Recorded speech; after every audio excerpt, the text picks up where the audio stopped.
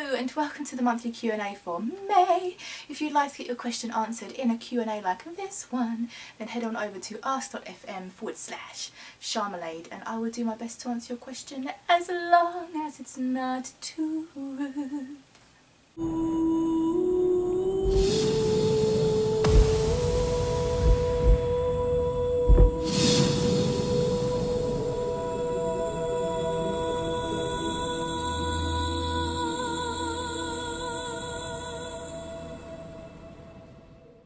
Question number 1. Is this an English writing test? If yes, motivate why. Said every test ever. I've never taken a test that's asked me that question. Maybe I should ask a question. How many centimetres are you? I googled this because I didn't want to not be prepared. It turns out that I'm 165 centimetres. So I put it to you, what is that in feet and inches? Hey Sharmy, I was wondering, how's your new year so far? It's going great this year. This year has been pretty awesome for my music and everything. I've had some fantastic opportunities. I've got to work with some amazing people and yeah, it's just been absolutely awesome so far. 2 thumbs up. Will you ever do another Within Temptation cover? I really liked the ones you did before and would love to see more of them.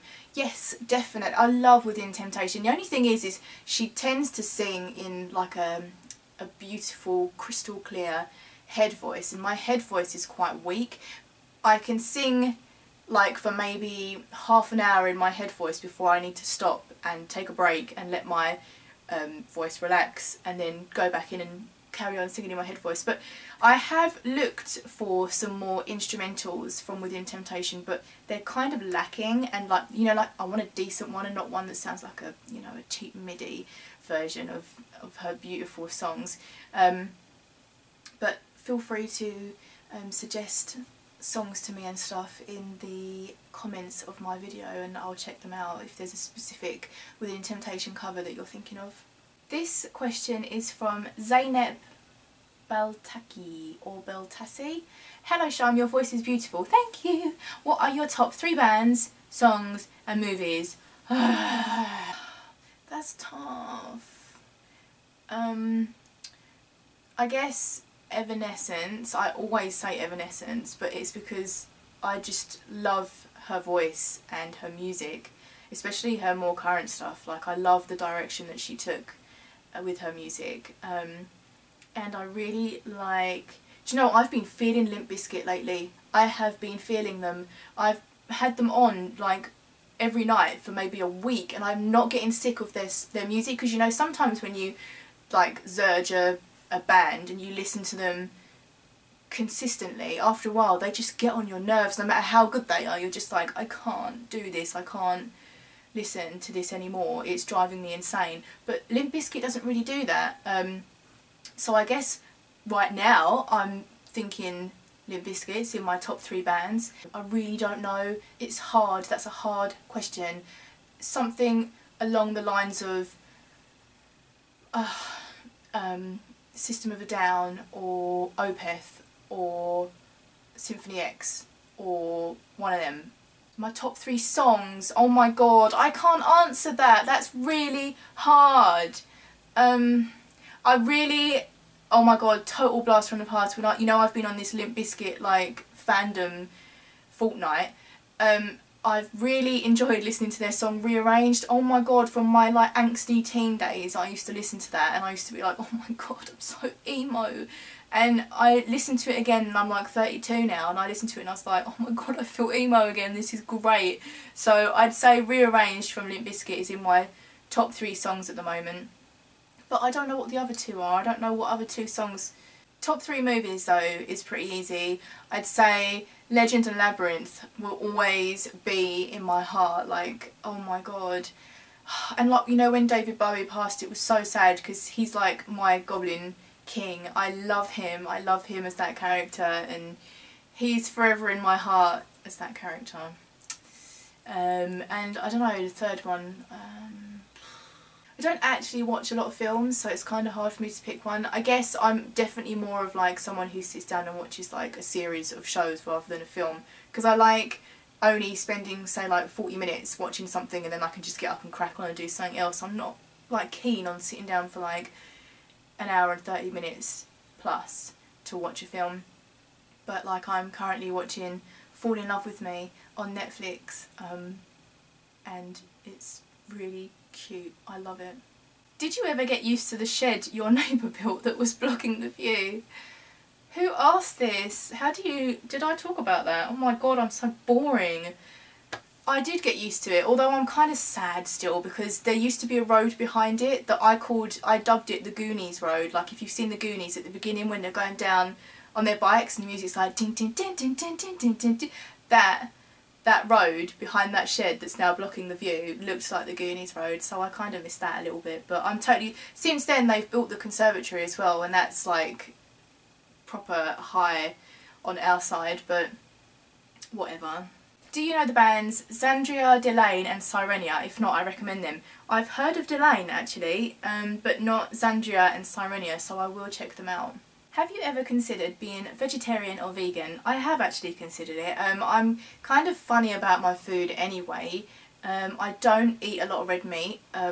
Since I met Gigi, she's like kind of introduced me to a much healthier way of eating, and she's taught me a hell of a lot about different types of food and how they affect the body.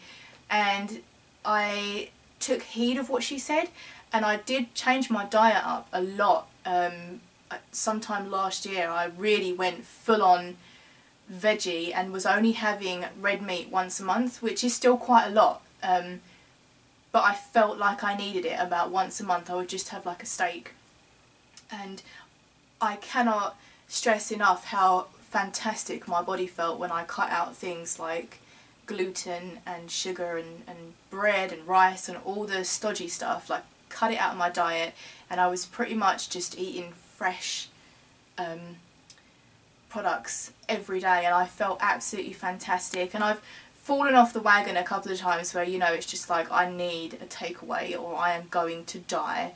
So I'm not 100% vegetarian or vegan by any means, but I do believe in eating as well as you can and drinking lots of water, and it does make a huge difference.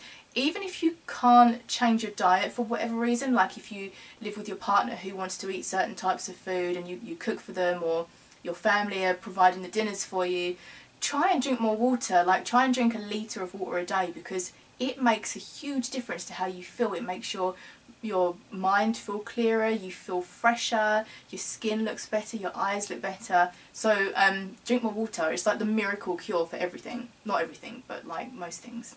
What drives us to kill, to carve and to shred? What drives us to drink the seething souls of the dead? What drives us to love and to hold but still go amiss? What drives us to leave this world for the abyss? I totally just googled that, right, because I just thought that must be some kind of like song lyrics or something.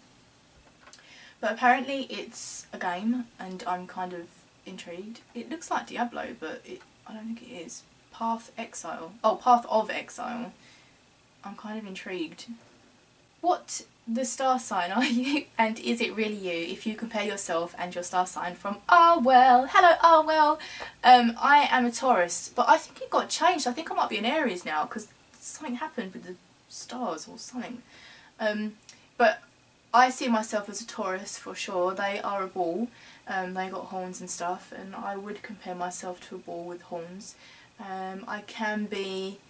I used to be so stubborn, and I'm still headstrong, but I'm not as stubborn. I've learnt to kind of embrace what other people want and not just what I want, which is tough.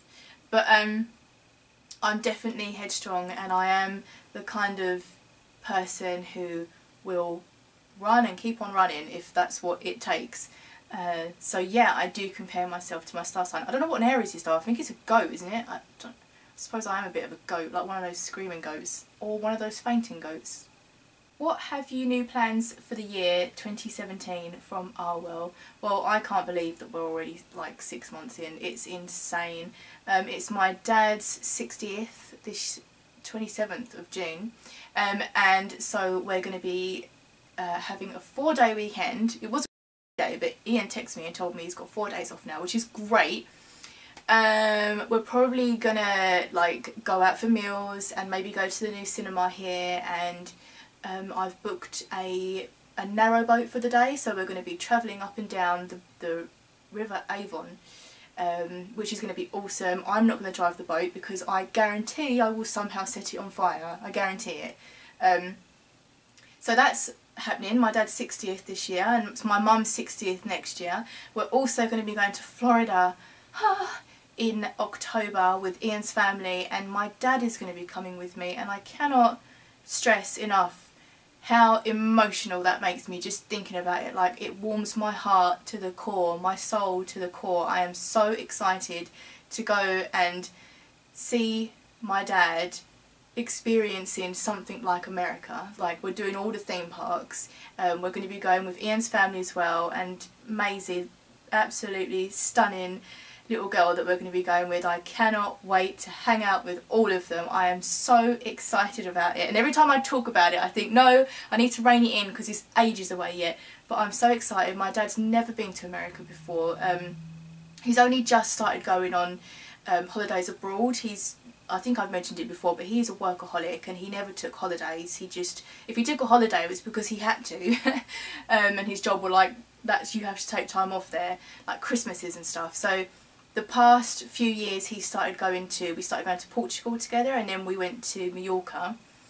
And now this year we're going to be going to America. This is a biggie. This is a huge holiday, so we're really excited, and this is going to be like the highlight of 2017, I think. And then next year, because it's my mum's 60th, we're going to be taking her to Mallorca because she doesn't go away abroad either. It's just sort of, you know, money situation, and never really been in situations to have lots of holidays until recently. So 2017 is going to be awesome, and so is next year when we go to Mallorca with my mum, so loads to look forward to.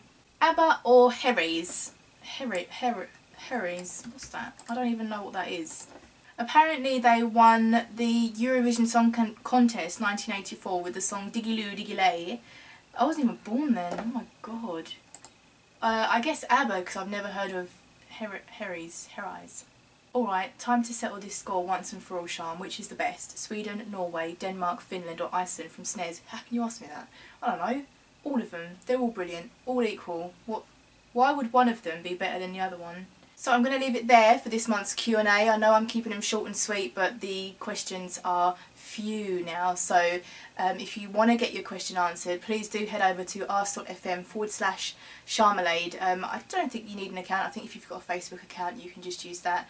And if you leave a question below, maybe I'll start logging those, because I understand it's a bit frustrating to have to go to a website and sign up and stuff if you don't really want to. So maybe I'll start taking the questions in comments into consideration, because it is easier and it kind of makes sense for you to be able to ask them below. Have a wonderful week, and I will see you very soon for the next weekly vlog.